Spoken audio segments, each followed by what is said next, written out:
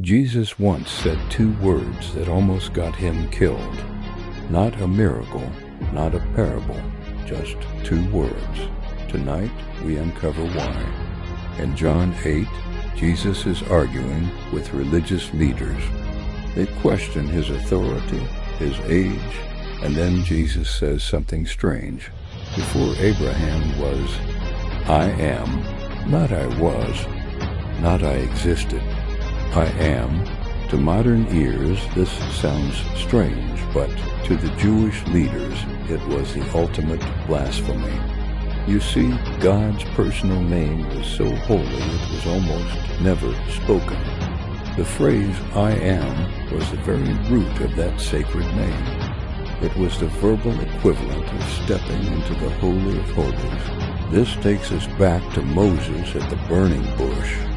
Moses asked, when they ask who sent me, what should I say?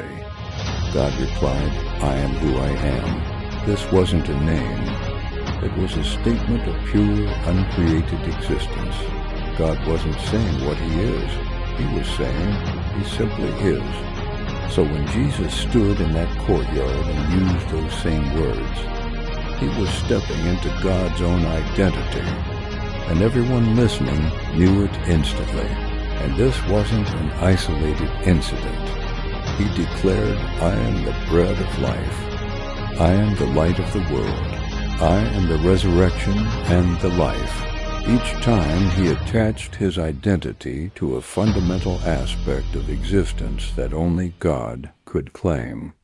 The Bible says the crowd immediately picked up stones. Why? Because under Jewish law, claiming God's name was the highest form of blasphemy, a crime punishable by death. Unless, of course, it was true. But here's the part most people miss.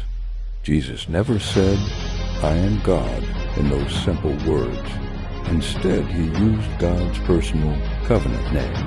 Why? Because actions and identity speak louder than titles.